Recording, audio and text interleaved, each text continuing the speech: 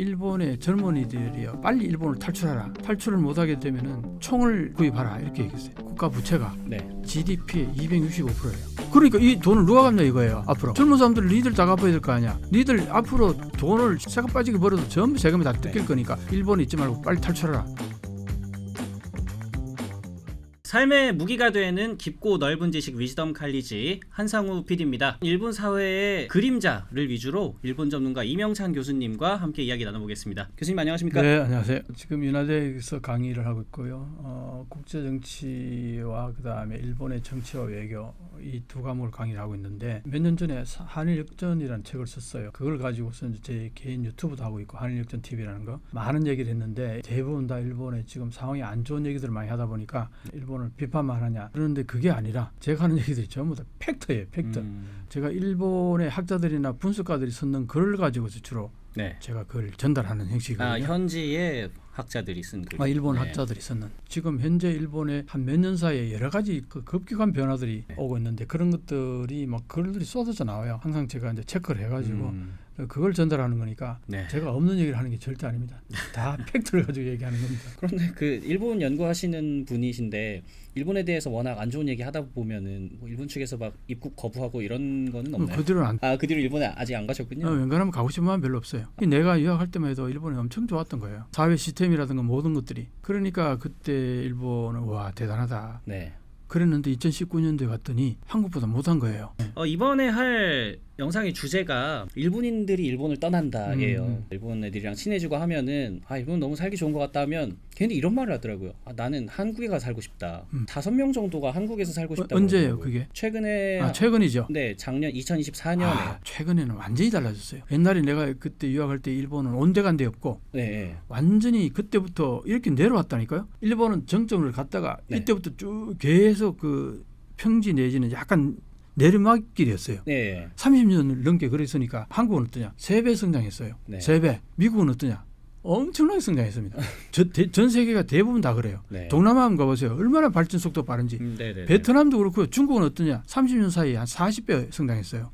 GDP가. 그런 얘기들을 일본 현지 애들이 하는 걸 들었는데 언젠가 또 기사를 보니까 실제로 이제 일본을 좀 탈출하는 사람들이 많이 늘고 있다라고 하더라고요. 짐 노저스가 뭐라 그런지 알죠? 세계 3대 투자가. 짐 노저스라는 사람이 일본이라든가 한국에 대한 관심이 되게 많아요. 중국에 대한 관심도 많고 아시아에 대한 관심이 되게 많은데 일본에 대해서 그렇게 사랑했던 사람이 근데 몇 년 전에 일본의 젊은이들이요 빨리 일본을 탈출하라 썼어요. 그러면서 탈출을 못하게 되면은 총을 구입하라 이렇게 얘기했어요. 그 정도로 일본이 삭막해질 테니까 당신을 지키려면 총을 갖든가 아니면 탈출하든가 둘 중에 하나라고 그 정도였어요. 상당히 극단적이네요. 근데 그 사람이 그렇게 극단적인 얘기하면 일본한테 미움받아야 될 거 아니에요. 미움 안 받아요. 공감을 하나요? 공감을 하는 것도 많고 그 사람이 일본을 사랑해서 하는 얘기라는 걸 알거든요. 그 사람이 기본적으로 일본을 되게 사랑했던 사람이에요. 근데 지금 현재 일본의 모습을 보고 그렇게 얘기한 거예요. 그러면 왜 젊은 사람들이 일본에 있지 말고 탈출하라고 얘기하느냐면은 지금 일본 정부가 국가 부채가 GDP의 265%예요. 우리가 몇 프로인지 아세요? 30% 좀 넘다가 지금은 45% 정도 됐을까요? 우리도 코로나 거치면서 국가 40%밖에 안 되네요. 국가 부채가 좀 늘어났죠. 근데 그 당시 코로나 때문에 미국도 엄청나게 그때 부채를 풀었고 국가 예산을 풀었고 일본도 엄청 풀었고 한국도 그렇게 풀었어요. 전 세계가 다 풀었다 그 당시에. 그렇게 했는데 어쨌든 일본은 지금 265%예요. GDP에 세계 톱입니다. 이러면은 그러니까 이 돈을 누가 갚냐 이거예요. 앞으로. 그러니까요. 젊은 사람들 니들 다 갚아야 될 거 아니야. 니들 앞으로 돈을 새가 빠지게 벌어도 전부 세금이 다 뜯길 거니까 일본에 있지 말고 빨리 탈출하라. 아까 말했던 일본 애들이 얘기하는 거 보니까 월급을 받으면 그중에 한 25%가량을 정말 떼는 게 너무 많아요. 일본이 아마 G7에서 제일 많을 거예요. 엔겔 개수가 일본이 지금 제일 높아요. 일본이 지금 가파르게 올라가고 있어요. 너무 떼가는 게 많아서 금액이 줄어들어 버리니까 그렇죠. 모수 자체가. 거기에다가 이제 수입은 줄고 하니까 떼가는 거는 오히려 늘어나는데 수입은 주니까 상대적으로 먹는 데 드는 돈이 더 많아지는 거죠. 이거 우리나라는 이런 얘기 있잖아요. 국민연금 나중에 무조건 못 받는다. 다른 나라 이민 가고 싶다 이런 얘기 하는데 아예 비교도 안 되는 얘기네요. 우리는 약간은 그래도 배부른 얘기일 수 있어요. 일본에 비하면 부채가 아까 40% 좀 넘는다 그랬죠. 일본은 265%예요. 그러니까 이게 뭔가 그 리먼 정도의 금융위기가 안 오더라도 그냥 휘청휘청할 수도 있겠네요. 내가 그래서 그동안 일본 경제가 어렵다, 힘들다 여러 가지 얘기 많이 엄청나게 하고 다닌 이유가 이것 때문이에요. 그래서 이제 일본에서 어떤 얘기가 나오냐, 아베노미ク때 돈을 엄청 풀었잖아요. 돈을 너무 풀면 어떻게 돼? 그 돈의 가치가 어떻게 돼요? 줄어들죠. 네. 당연히 줄어들겠죠. 네. 그 때문에 엔주로 가는 게 굉장히 그동안 풀린 돈이 너무 많아가지고 그 당시에 이제 비교를 이렇게 합니다. 미국이 한 30년 좀 넘게 네. 한 2.5배 정도 돼요. GDP에 돈을 푼 게. 네. 근데 일본은 한 15배, 14배, 15배 벌었다는 거예요. 그 아베노믹스 8년 9년 동안요. 그때 굉장히 많이 풀었고 와. 그 전에도 이게 이자가 굉장히 낮았잖아요. 일본 부채가 왜 많겠어요? 그게 전부 다 예를 들어서 수입이 정부 수입이라는 게 뭡니까? 세금으로도 걷어들이는 게 네. 1년에 한 70조 엔 안팎이라 70원 정도. 우리들 70조 엔. 네. 70조 엔 안팎인데 일본 1년 예산이 얼마냐면 105조 엔에서 110조 엔이에요. 40조 엔 정도가 부족하죠. 네. 그걸 전부 국가 부채로 가지고 지금 계속 채권 발행해가지고 계속 네. 충당하고 있는데 코로나 당시에는 140조 엔까지 늘어났어요. 네. 국가 예산을. 그러니까 그때는 한 수입의 2배를 그러니까 수입만큼 돈을 찍어낸 거죠. 그러니까 그게 계속 쌓여가니까 일본은 어떻게 써요? 그런데 지금 그대로 계속 그대로 가고 있어요. 근데 그런 식으로 돈을 많이 풀었는데 미국도 예전에 이제 양적 완화를 해서 경기 부양을 좀 했잖아요. 미국도 엄청나게 부채가 엄청났었죠. 네. 근데 어쨌든 미국은 결과적으로 좋아졌는데 미국은 기축통화잖아요. 일본은 어쨌든 기축통화는 아니고 뭐 준기축통화라고 얘기했는데 지금 일본을 준기축통화라고 생각하는 사람 거의 없을 거예요. 네. 그만큼 일본은 아르헨티나, 투르크 거기 돈 수준으로 지금 랭킹 매기고 있어요. 근데 돈을 그렇게 풀었는데 왜 진작에 안 됐나요? 돈을 그렇게 풀었을 때는 물가도 올라가고 물가가 올라가면은 이제 기업의 이익도 좀 늘어나고 그러면 그게 이제 임금으로 좀 상승으로 돌아가고 선순환을 위해서 그렇게 풀었는데 이게 돈을 마구 풀었는데도 어디로 빠져나가는지 이게 물가는 안 오르고 경기가 좋아지는 것도 아니고 다들 그 현금으로 쌓아두고 있는 그럴 가능성이 상당히 높고요. 그 돈들이 해외로 다 빠져나간 것 같아요. 국내 투자를 안 하고. 그래서 지금 보면은 2000년도를 100으로 치면은 2022년에 보니까 100이면 118 투자가 안 돼요.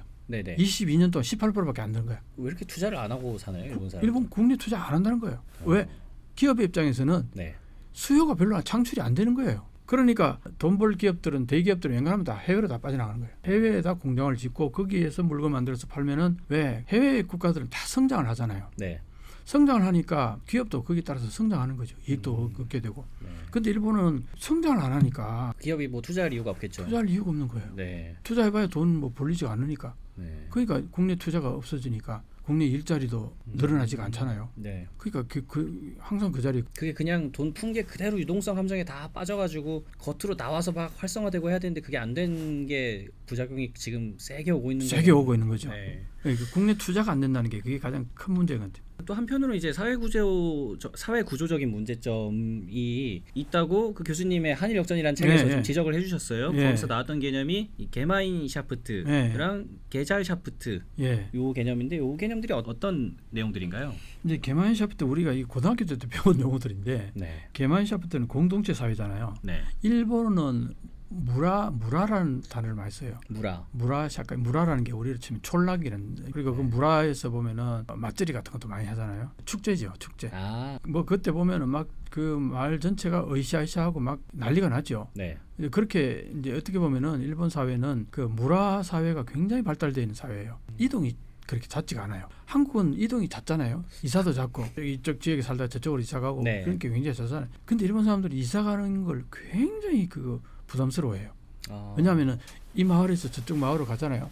거기에서 잘 적응을 못해요. 이지매가 워낙 심해가지고 거기에 녹아들기가 그렇게 어려운 거예요. 이방인에 대한 텃세가 굉장히 심하고. 텃세가 굉장히 심해요. 이 조직이라는 게 특이한 그 현상이 있어가지고 거기에 잘 적응하기가 힘들어하는 사람들이 분명히 생긴단 말이에요.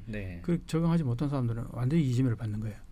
그런 맥락에서 보면 일본 사회는 오랫동안 전통이 그대로 이어지고 그리고 식당도 일본에서 식당들이 조그마한 게 라면 가게 같은 거 보면은 줄을 막 쫙 서 있는데 한국말로 치면 코딱지만 하는데 의자가 한 5개 있거나 뭐 많아야 한 10개 참새줄에 앉아 있던 같이. 맞아요. 그렇게 해가지고 5개나 많으면 8개. 그런 라면 가게들이 꽤 많아요. 근데 줄이 막 한 200m씩 써 있는 경우도 있어요. 수용 인원이 적으니까. 그런데 맛은 있잖아요. 크게 해서 좀 더 많이 팔면 좋을 텐데. 당연히 한국 사람들 하나같이 100이면 100이다. 왜 저러냐고. 좀 넓히고 아니면 좀 더 다른 데로 큰 데로 이사를 가서 하면 될 텐데 거기에서 보통 몇십 년 60, 70년 그런 게 대부분이라. 안 움직이는 게 왜 안 움직이는지 아세요?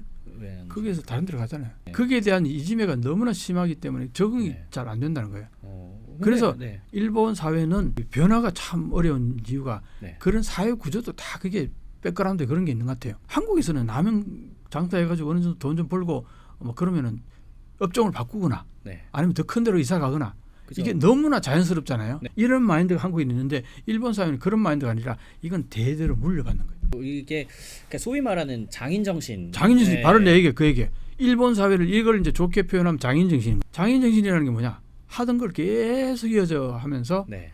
조금씩 노하우를 개발해가지고 할아버지 때 그 비법, 네. 라면의 비법 그걸 아버지가 이제 전수받고 네. 또 아버지가 거기서 조금 더 개발해가지고 그걸 또 아들한테 전수하고 네. 그게 이제 좋은 물건을 그렇게 만들어낼 수밖에 없잖아요. 네네. 그게 이제 장인정신이라고 이제 얘기를 하는 거죠. 되게 옆 동네잖아요. 일본이랑 네. 한국이랑 같은 아시아인이고 한데 어떻게 그렇게 그쪽은 텃세가 심한 사람들이 그게 됐어요? 섬나라의 특징이라고 해요. 대륙은 왔다 갔다 이동이 심하잖아요. 한국은 예를 들어서 과거에 뭐 일제시대 때 만주 가서 개장사 때 네. 농담삼아 하잖아요. 네. 옛날에는 그랬단 말이에요. 그러니까 이게 이제 소위 말해 반도를 하지만 이게 대륙의 유목민 같은 이동이 잦을 수 있는 거예요. 변화가 심할 수도 있는 거죠. 한국 같은 경우는. 네. 근데 일본은 그게 아니라는 거예요. 그러니까 그게 영주들 있잖아요. 네. 그럼 영주들 입장에서는 이 농로가 내 하나의 그 되니까. 자산 같은 이게 빠져나가는 걸 원하지 않겠죠. 한마디로 말해서 그게 탁탁탁탁 분단이 되는 같은 느낌이 있는 거예요. 그게 봉건 시대 때 네. 행정 자체도 분화되어 있잖아요. 네. 그 지역의 영주가 거기에서 전부 다 모든 걸 다 그저 하나의 국가처럼. 하나의 국가처럼 네. 그렇게 하다 보니까 벽 같은 게 다 있는 거예요. 근데 한국은 어때요? 중앙에서 전부 이제 중앙 집권제다 보니까 네. 그런 벽이 있을 수가 없잖아요. 나라님이 전부 다 관료들을 쫙 지방까지 다 파견시키니까 그게 우리 지금 디지털화가 발전된 하나의 네. 그 한 토양이라고 보는 거예요. 중앙이 딱 끌고 가는. 우리는 중앙에서 모든 걸 다 한꺼번에 다 일본은 봉건 사회의 전통이 굉장히 강해가지고 네. 잔존이 아닌가. 그러니까 이게 업무부처 간에 단절돼 있다라는 거죠. 단절되어 있는 게 굉장히 그러니까 어떤 중앙에서 딱 잡고 음, 뭔가 드라이브를 일괄적으로 걸어서 딱 네, 드라이브 쫙 그런 게 아니고 그걸 못하는. 각 지역마다 그 네. 지방자치제가 발달한 이유도 그건 거예요. 저 좀 신기했던 부분이 네. 오사카는 실내 흡연이 굉장히 좀 아직도 네. 자유로운데 뭐 나고야나 도쿄 이런 데는 시에서 이제 조례로 못하게 막아놨다고. 그렇죠. 그렇게 각 네. 지자체마다 완전히 달라요. 그런 식으로 다 아직도 아직도. 있는 거네. 이사 가고 이럴 때도 엄청나게 복잡하게. 엄청나게 불편하죠. 네. 한국은 내가 이사 딱 하면은 동사무소에 가서 한번 딱 신고 딱 하잖아. 네. 그럼 그게 전부 다 한꺼번에 쫙쫙 다 일괄적으로 되죠. 다. 네. 그리고 뭐 한국 요즘 그 전자 행정 같은 게 너무나 편리한 게 많잖아요. 네. 핸드폰으로 웬간한 건 다 되고. 네네. 근데 일본은 전부 서류를 들고 가서 전부 신고 다 해야 되고. 그 모든 모든 것들이 다 그런 식이에요. 지금. 그게 자민당이 일당이 70년 80년 일당 독재를 하다 보니까 네. 이권들이 전부 다 이미 다 형성돼 가지고 콘크리트 바닥이 된 거예요. 너무 이제 거대해서 그걸 바꾸려 그러면은 아예 못 바꿔요. 이권 단체들이 콘크리트 바닥이 된 거예요. 그게 아예 이제 경제적인 그런 생활 같은 것들도 바꾸기가 어려운 실정까지 하고. 근데 한편으로 이런 생각이 들어요. 이게 사는 국민 입장에서는 그 새로운 거를 안 하더라도 그렇게 살다 보면 익숙하잖아요. 네. 그러면 그 와중에 뭐 행복하고 하지 않을까요? 정확히 지금 지적하신 거예요. 네. 지금 소위 말해서 장노년층은 네. 불편함을 못 느껴요. 그렇게 살아왔으니까. 오래 사셨던 분들. 네, 오래 사셨으니까. 네. 그래서 이런 내가 비유를 하는데 한마디로 일본의 젊은 사람들이라든가 뭐 젊은 사람들뿐만 아니라 뭐 중장층이라도 한국에서 하여튼 1, 2년 살아본다든가 그랬다가 일본 돌아가면 불편해서 못 살아요. 이제 체감이 되는 거예요. 체감을 느껴본 거예요. 네. 아니 핸드폰 하나 웬간한 거 뭐 전부 저기 인터넷 뱅킹 다 되고 네, 네. 웬간한 것들은 저기 서류 같은 것도 내 책상에서 다 그냥 쭉쭉 출력할 수 있고 있는데 네. 일본 가서 이거 여기다 뭘 서류 내밀고 저기다 내밀고 하루 종일 돌아다니 겨우 막 하고 이러니까 돌아버리는 거죠. 그러니까 아직도 뭐 음식점 가면 현금 받는 데도 많고. 네, 그러니까. 우리나라 이제 아예 현금을 쓰는 데가 거의 없어졌는데. 거의 없어요. 지금 한국이 네. 현금 안 쓰는 게 97% 가까이 현금 안 써요. 근데 일본은 현금 안 쓰는 게 33%인가 34% 정도밖에 안 돼요. 진짜 굉장히 뭔가 구시대적이네요. 근데 진짜. 그게 왜 그런지 아세요? 왜 그런 건가요? 왜 그럴까요? 왜 현금을 그렇게 많이 쓸까요? 이거 제대로 하는 사람 별로 없어요. 저도 항상 궁금했습니다. 일본에 금융실명제가 있을까요? 없을까요? 설마 없나요? 설마 없어요. 와, 금융실명제가. 자, 금융실명제가 없는 나라가 선진국이라고 볼 수 있습니까? 일단 상상도 못했죠. 합리적이지가 않은. 토지실명제도 없어요. 이게 뭐냐?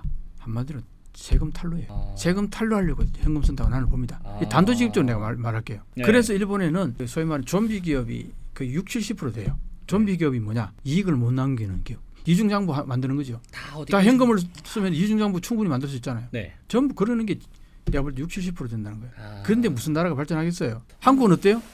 한국은 지금 꼼짝 말아요. 카드 따서 97% 카드 쓰면은 이거 막 적나라하게 다 드러나잖아요. 추적되잖아요. 다 추적되잖아요. 그 한국은 세금이 깔끔하게 그치는 나라예요. 너무 잘 걷어가서 저도 좀 항상 연말에. 그러니까 이제 문제는 뭐냐니까 그런 기업들이 좀비 기업이라는 기업들이 소위 말해서 이익을 못 남긴다고 말을 하면서 자기 고용인들에게 자기 직원들에게 임금을 안 올려주는 거죠. 안 올려주면 핑계 되잖아요. 봐라. 우리 회사 남는 게 없다. 그러니까 뒷돈 다 챙길 수 있는 거예요. 세금 안 내고. 회계하는 사람하고 둘이 사장하고 둘이 딱 입 맞추면 공개 안 하면 직원들이 어떻게 알아요? 충분히 그러고 남을 수 있는 게 지금 현금 거래라는 거예요. 그게 근데 수천 개니까 그런 일본 기업이 수천 수만 개. 대부분이 그러니까 그거 어떻게 다 세무조사합니까? 그러고 있으니까 이게 나라 경제가 경직될 수밖에 없겠네요. 이건 좀 굉장히 놀라운데요. 충격적이죠. 왜 현금을 쓰는지 이제 이해갑니까? 한순간에 이해가죠. 또 하나는 이제 카드를 만들어야 될 거 아니에요. 카드 만들려면은 그게 대규모로 만들어야 카드 시스템을 그 시스템 만드는데 돈이 적게 든다. 그 뭐랄까 경제적일 수 있을 거 아니에요. 근데 일본에서는 카드가 보편화되지 않다 보니까 먼저 하는 그 기업들이 조그만 할 거 아니에요. 규모가. 그러면 이게 수수료가 많이 나오는 거예요. 무슨 말인지 이해가잖아요. 우리 무기를 만들 때 100대 만들 때하고 1000대 만들 때하고 이 코스트가 완전히 달라지잖아요. 똑같은 거예요. 그 일본에서는 이 카드가 보편화 안 돼 있다 보니까 이 카드 만드는 회사에서 그게 코스트가 너무 많이 들어가니까 상대적으로 이게 사용료가 너무 초기에는 5%. 100원짜리 물건 사면 5% 카드세에 떼끼는 거야. 그 누가 쓰겠어요, 그걸? 그러니까요. 안 쓰니까 더 이제 카드사는 만드는 이익이 안 남으니까 더 코스트는 올라가고 악순환이죠. 그러니까 이 진전이 안 됐던 거예요. 세금 탈루 그 이야기로 잠깐 돌아가 보면 기업들이 그런 식으로 돈을 투명하게 공개 안 할 수단이 있으니까 그 일본 기업들이 투자 안 한다라는 지적들이 굉장히 많잖아요. 그렇죠. 다 거기서 기인하는 걸 수도 있겠네요. 그럴 수도 있죠. 충분히 그럴 수 있습니다. 왜냐하면은 이런 것도 있어요. 중소기업이 혜택을 받는 부분이 있어요. 그게 이제 일본이 사회주의 국가라는 얘기가 나오는 얘기가 그게 나옵니다. 그러니까 이제 중소기업에서 어느 시점에서 좀 더 성장해가지고 중견기업으로 가잖아요. 세금이 팍 뛰어요. 규모가 클수록 많이 누진세처럼 되는 거죠. 그렇죠. 누진세처럼 되는 거죠. 웬간한 회사들은 요거 안 넘으려고 그러는 거예요. 나는 여기서 잘 먹고 잘 사는데. 사장 입장에서는 여기서 내가 잘 먹고 잘 사는데 키우면은 괜히 세금만 많이 뜯기고 내한테 돌아오는 거 별로 없다 이거야. 그럼 안 키우는 거죠. 이게 큰 문제라는 거예요. 그게 그러니까 결국 또 임금 상승으로 안 이어지게 그렇죠. 되고. 그러니까 임금을 안 높여주는 거죠. 왜 규모가 적으니까 조그만 중소기업이니까 뭐 임금 대기업하고 비교가 안 되겠다. 뭐 이런 것들도 규모가 적으니까 충분히 그럴 수 있다는 거 아니에요. 거기다가 규모가 적으면은 연가 같은 거 일수도 줄어들고 대기업들은 꼬박꼬박 다 찾아 먹겠지만 중소기업에서 다 찾아 먹지도 못하고 이런 여러 가지 그런 불편함들이 있는 거죠. 그 일본에는 원래 큰 회사들이 많았잖아요. 근데 이게 헤이세이 시대 이후로는 그런 이제 초국적 기업들, 거대 기업 이런 게 등장을 안 했다. 이런 얘기도 있는데 왜 그렇겠어요? 플라자 합의 때 무슨 일이 있었습니까? 엔화를 그냥 엔화가 2년 사이에 1달러당 240엔 2년 만에 120엔으로 2배로 뛰어버렸어요. 강제로 미국이 강제로 해가지고. 그러니까 어떻게 돼요? 대기업 그 당시에 수출하던 대기업들은 폭망한 거죠. 그러겠네요. 가격이 2배로 뛴 거나 마찬가지잖아요. 그러니까 대기업들 어떻게 도저히 이건 안 된다. 그래가지고 전부 해외로 다 나가버린 거예요. 일본에서는 도저히 이게 코스트가 감당이 안 되니까. 그래서 다 돈이 해외로 다 빠져나가버린 거예요. 그게 일본의 국내에는 공동화됐다 그래요. 공동화. 그 얘기가 지금 이런 얘기예요. 플라자 합의 때문에 시작된 엑소더스라고 하죠. 나비 효과라 그러나. 플라자 합의가 적은 건 아니지만 어쨌든 거기에서 하나 뭔가 탁 치니까 그게 나비 효과로 인해 가지고 일본 경제가 도미노 현상으로 무너졌다는 말. 기업 내부 좀 미시적으로 봤을 때는 이 사람들이 뭔가 직원들을 재능을 잘 못 살린다. 뭐 이런 얘기도 있고 부가가치 생산을 잘 못 해낸다. 최근에 일본 기업들이. 예를 들면 이런 게 있어요. 왜 우리는 한국에 직장 다니는 사람들은 참 열심히 해서 야간 대학 나와서 학위도 따기도 하고 석사 과정, 박사 과정 밟고 열심히 노력하는 사람들이 그런 사람들 있잖아요. 그러면 그건 왜 그러냐?